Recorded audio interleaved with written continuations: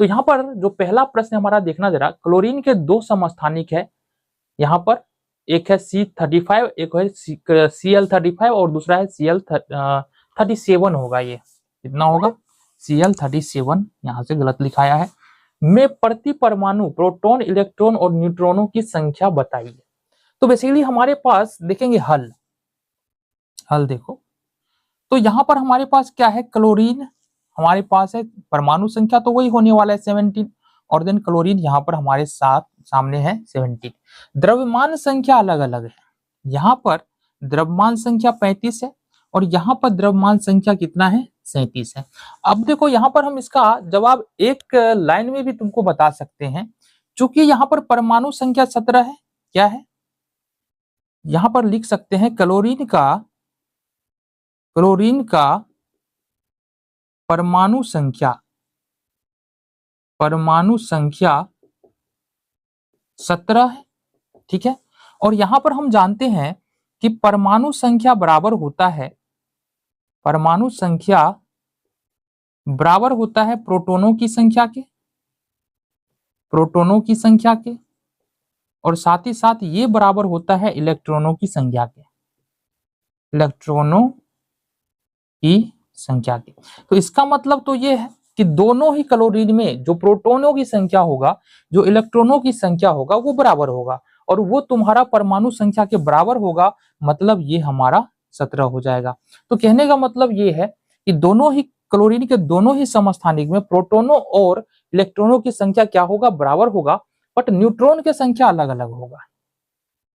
तो यहां पर देखते हैं क्या, परमाणु द्रव्यमान। देखो परमाणु, यहां पर अगर तुमको बता दें न्यूट्रॉन की संख्या, तो यहां से द्रव्यमान में से क्या करेंगे, ये परमाणु संख्या या प्रोटॉनों की संख्या घटा दो, 15 में से 7, 8, 1, 18 न्यूट्रॉन हो गया। यहाँ पर 7 में 7 0, 3 में से 1 2, यहाँ पर 20 न्यूट्रॉन हो गया। बट बाय मेथड इसको निकालेंगे कैसे, तो यहाँ पर देखना जरा, द्रव्यमान संख्या बराबर होता है प्रोटॉनों की संख्या और प्लस में होता है न्यूट्रॉनों की संख्या। तो पहले समस्थानिक में देखते हैं, पहले, या फिर ऐसे भी लिखो, Cl35 में जिसका द्रव्यमान संख्या 35 है, द्रव्यमान संख्या यहाँ पर कितना है, 35 है, और प्रोटॉनों की संख्या यहाँ पर जैसा कि हमने बताया 17 है, प्लस में न्यूट्रॉनों की संख्या। तो यहां से हमारे पास अब देखिए न्यूट्रॉनों की संख्या बराबर क्या निकल के आएगा, न्यूट्रॉनों की संख्या बराबर ये हमारे पास आ जाएगा, 17 को दूसरी तरफ शिफ्ट करेंगे तो 35 - 17 बराबर में यही निकल के आएगा, कितना, 18। तो यहां से हमारे पास पहले समस्थानिक में देखो, इलेक्ट्रॉन, प्रोटॉन और परमाणु संख्या तीनों 17, इलेक्ट्रॉन प्रोटॉन की संख्या 17 दोनों ही समस्थानिक में, और न्यूट्रॉनों की संख्या हमारा कितना हो जाएगा, 18 हो जाएगा। दूसरे समस्थानिक में देखते हैं Cl37 में, फिर से देखें, द्रव्यमान संख्या, देखना जरा, द्रव्यमान संख्या बराबर होता है प्रोटॉनों की संख्या और प्लस में न्यूट्रॉनों की संख्या। क्लियर है? चलो जी, अब यहां पर द्रव्यमान संख्या तो 37 है, प्रोटॉनों की संख्या यहां पर 17 होगा, और न्यूट्रॉनों की संख्या हमारे पास नहीं है। तो अब अगर 17 को दूसरी तरफ लेकर आए, प्लस में इधर आगे माइनस होगा, तो न्यूट्रॉनों की संख्या कितना हो जाएगा, न्यूट्रॉनों की संख्या हो जाएगा हमारे पास 37 - 17 बराबर में कितना हो गया, 20। तो कुछ इस तरह के प्रश्न पूछे जाते हैं। तो हमने क्या कहा, द्रव्यमान संख्या 35 वाले क्लोरीन में जो इलेक्ट्रॉन, प्रोटॉन और न्यूट्रॉन होगा, इलेक्ट्रॉन और प्रोटॉन तो बराबर होगा, वो हमारा 17 है, न्यूट्रॉन होगा वो कितना होगा, हमारा 18, और द्रव्यमान संख्या 37 में इलेक्ट्रॉन और प्रोटॉन तो 17 ही होगा, क्योंकि परमाणु संख्या समान है।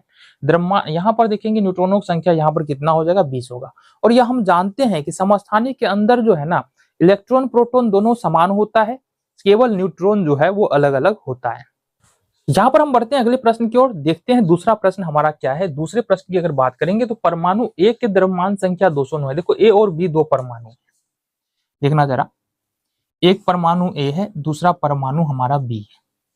हल देखो, यहां पर कह रहा है परमाणु ए के द्रव्यमान संख्या 209 है, तो 209 हमारा हो गया द्रव्यमान संख्या और परमाणु संख्या 82 है। ठीक है, परमाणु बी में चलेंगे तो द्रव्यमान संख्या यहां पर 209 है और परमाणु संख्या यहां पर 83 है। चलो बहुत बढ़िया, बहुत बढ़िया। ठीक है, तो यहां पर देखेंगे परमाणु ए में कितने प्रोटॉन हैं, तो यहां पर देखेंगे ए के लिए परमाणु संख्या क्या दिया है, यहां पर परमाणु संख्या यहां पर है हमारे पास 82 और परमाणु संख्या किसके बराबर होता है, परमाणु संख्या बराबर होता है प्रोटॉनों की संख्या के। किसके बराबर, प्रोटॉनों की संख्या के, मतलब यहां पर प्रोटॉनों की संख्या भी कितना हो जाएगा हमारा 82, क्योंकि परमाणु संख्या हमारा 82 है, 82 है, तो प्रोटॉनों की संख्या भी ए वाले ए परमाणु ए में कितना हो जाएगा 82 हो जाएगा। ठीक है, बी पर अगर चलेंगे तो यहां पर क्या कह रहा है कि परमाणु संख्या 83 है, तो यहां पर देखेंगे परमाणु संख्या कितना है हमारे पास 83 है। अब परमाणु संख्या बराबर होता है प्रोटॉनों की संख्या के, परमाणु संख्या बराबर होता है प्रोटॉनों की संख्या के। ठीक है, तो यहां पर कितना हो जाएगा, क्योंकि परमाणु संख्या 83 है तो प्रोटॉन कितना होगा 83, तो परमाणु ए में कितने प्रोटॉन है 82, परमाणु बी में कितने प्रोटॉन है 83। यहां पर अगला क्वेश्चन है, क्या परमाणु ए और बी एक ही तत्व के परमाणु है क्या, नहीं बाबू, एक ही तत्व के परमाणु नहीं है।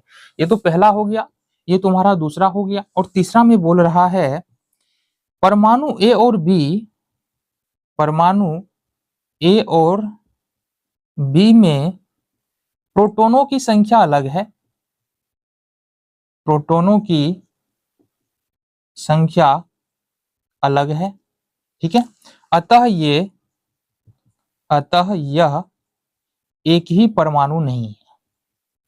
देखो यहां पर द्रव्यमान संख्या समान है। ठीक है, द्रव्यमान संख्या यहां पर देखेंगे 209 है, यहां भी 209 है, पर द्रव्यमान संख्या समान होने से हमारा क्या होता है, द्रव्यमान संख्या समान होने से हमारा एक ही परमाणु थोड़ी हो जाता है। ठीक है, यहां पर बोल रहा है कि तत्व के समस्थानिक है, समस्थानिक का मतलब होता है कि परमाणु संख्या समान होता है, द्रव्यमान संख्या अलग अलग हो सकता है। जैसे क्लोरीन के केस में यहां पर हुआ ना, परमाणु संख्या 17 है, द्रव्यमान संख्या 35-37 हो गया। तो यहां पर देखेंगे ए और बी के केस में परमाणु संख्या ही अलग हो जा रहा है, परमाणु संख्या अलग हो जाएगा तो समस्थानिक होगा ही नहीं। जब भी समस्थानिक की बात करेंगे परमाणु संख्या समान होगा, द्रव्यमान संख्या अलग अलग होगा, नीचे परमाणु संख्या होता है, ऊपर में हमारा द्रव्यमान संख्या होता है। या इसको हम लोग कई बार ऐसे भी लिखते हैं, यहाँ पर 82 लिख देंगे परमाणु संख्या और 209 यहाँ पर द्रव्यमान संख्या, इस प्रकार से भी व्यक्त किया जाता है। तो यहाँ पर हमने 2 क्वेश्चन देखा है, और जरा देखिए तीसरे नंबर का प्रश्न हमारा थोड़ा सा अलग प्रश्न है, और जरा देखिए क्या कह रहा है। तो यहाँ पर हमारे पास समस्थानिक पर आधारित कुछ और महत्वपूर्ण प्रश्न है, जिसको आओ हम लोग देख लेते हैं। बार बार बता रहे हैं, कॉन्सेप्ट के साथ साथ अगर तुम क्वेश्चंस करते चलते हो तो क्या होता है ना, जब भी कोई कॉन्सेप्ट सीखते हैं तो वो हमारे दिमाग में एकदम क्या होता है, फ्रेश होता है, मतलब ताजा होता है। जब उस पर क्वेश्चन करते हैं तो तुरंत हमारे दिमाग में आता है अच्छा ये बात इस प्रकार से होता है। तो आ जाओ जरा देखिए प्रश्न हमारा क्या है। प्रश्न है हमारे पास, ब्रोमीन के 2 समस्थानिक है ना, एक का परमाणु द्रव्यमान 79 है और दूसरे का परमाणु द्रव्यमान 81 है। यदि 79 परमाणु द्रव्यमान वाला ब्रोमीन जो है प्राकृतिक में 49.7% पाया जाता है, और 81 द्रव्यमान वाला जो ब्रोमीन है वो प्रकृति में 50.3% पाया जाता है, तो ब्रोमीन का औसत परमाणु द्रव्यमान निकालना है, हमको बताना है कि औसत परमाणु द्रव्यमान कितना है। देखो बिल्कुल आसान सा प्रश्न है, कुछ करना ही नहीं है इस प्रश्न में, है ना। सिंपली करना क्या है, तुमको इस 35 जो है ना एटॉमिक नंबर, ये तो दोनों का सेम ही है, इससे हमको कोई मतलब ही नहीं रखना है। मतलब किससे रखना है हमको, पहला ब्रोमीन का जो द्रव्यमान संख्या 79 और दूसरा ब्रोमीन का जो द्रव्यमान संख्या वो 81, बस इसी से हमको मतलब रखना है। चलो जी आ जाओ। तो यहाँ पर हमको क्या करेंगे, दोनों ब्रोमीन का हल देखो, या इसको ऐसे भी लिखे, ब्रोमीन 79 और ब्रोमीन 81 का औसत परमाणु द्रव्यमान, औसत परमाणु द्रव्यमान। अब चूंकि ब्रोमीन 79 लिखने का मतलब है कि बाबू द्रव्यमान संख्या 79 द्रव्यमान संख्या 81, परमाणु संख्या तो दोनों को समान ही होगा क्योंकि समस्थानिक है। ठीक है, औसत परमाणु द्रव्यमान निकालने के लिए क्या करेंगे, यहाँ पर सिंपली करना क्या है, चूंकि द्रव्यमान संख्या हमारे पास कितना है 79, तो 79 कितना प्रतिशत प्रकृति में पाया जाता है, तो यहाँ पर 79 जो है वो हमारे पास किधर गया भाई साहब, 49.7% पाया जाता है, तो इसका प्रतिशत निकाल देंगे 49.7%, ये निकाला हमने। ठीक है, प्लस में ऐड कर देंगे यहाँ पर जो हमारा ब्रोमीन 81 है ना, कौन सा ब्रोमीन 81, द्रव्यमान संख्या 81, ये 50.3% पाया जाता है, तो इसको हम करेंगे 50.3 और इसका प्रतिशत के रूप में हमको यहाँ से। तो यहाँ पर आगे हमको करना क्या है, कुछ नहीं करना है, देखो इसको 79 को 49.7 से मल्टीप्लाई करेंगे तो हमारे पास कितना निकल के आएगा, ये निकल के आएगा 3926.3, यानी 3926.3 आएगा, और बट्टे में तो नीचे हमारे पास 100 है ही, प्लस में 81 को 50.3 यानी 81 को 50.3 से अगर मल्टीप्लाई करते हैं तो ये हमारे पास निकल के आएगा 4074 यहाँ पर 3, बट्टे में कितना हो जाएगा हमारा, बट्टे में तो 100 यहाँ से ये है। चलो जी, अब जाहिर सी बात है कि अगर 100 से डिवाइड करेंगे तो 0.2 स्थान इधर हमारी बाईं तरफ खिसक जाएगा, तो ये हो जाएगा हमारे पास 39.263, प्लस में ये होगा 40.743। अब अगर इसको हम ऐड करते हैं तो ये समथिंग आता है हमारा 80.006।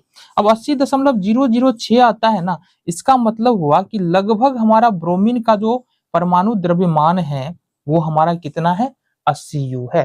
तो 80 यू को हम लोग लेकर के चलते हैं। तो इस प्रकार से तुम क्या कर सकते हो, इस पैटर्न पे जितने भी क्वेश्चन आएगा सिंपली कर सकते हो। चौथे नंबर का प्रश्न देखेंगे क्या कह रहा है। चौथे नंबर का प्रश्न, एक तत्व एक्स के नमूने में 2 समस्थानिक।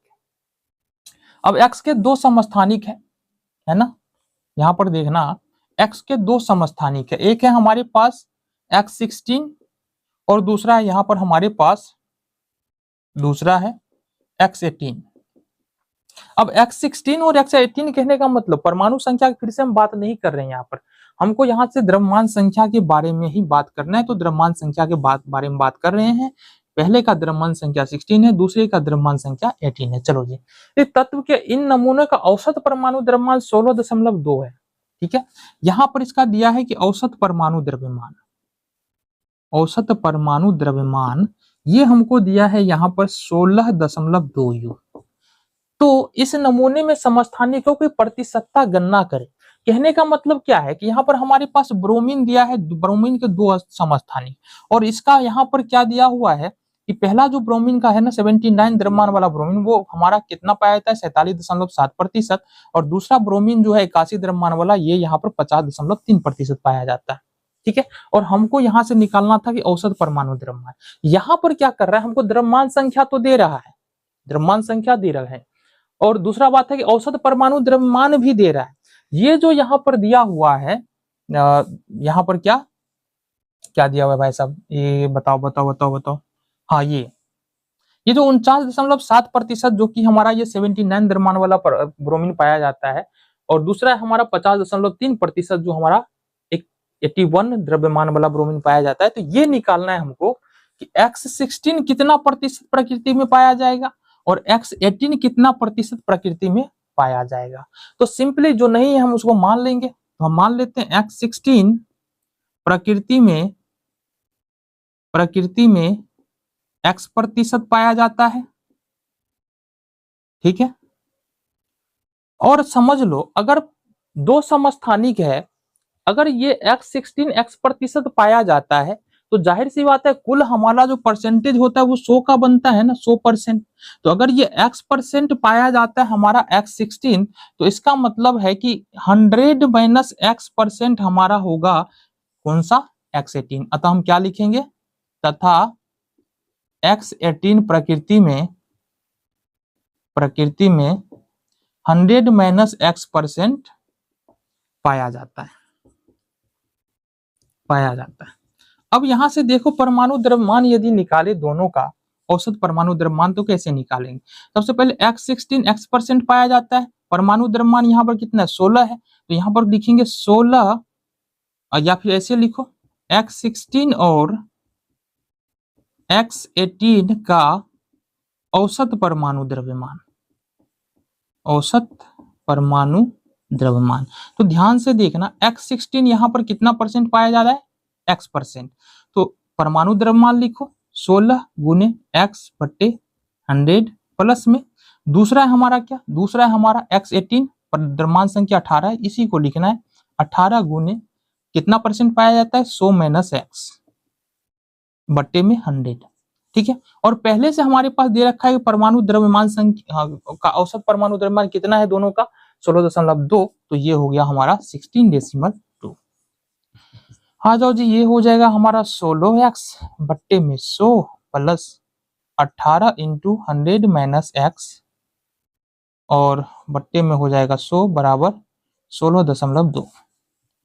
करो जी, एलसीएम हो जाएगा 100, 16x प्लस गुना करो 18 को 100 से 1800 और माइनस में 18x बराबर में 16.2।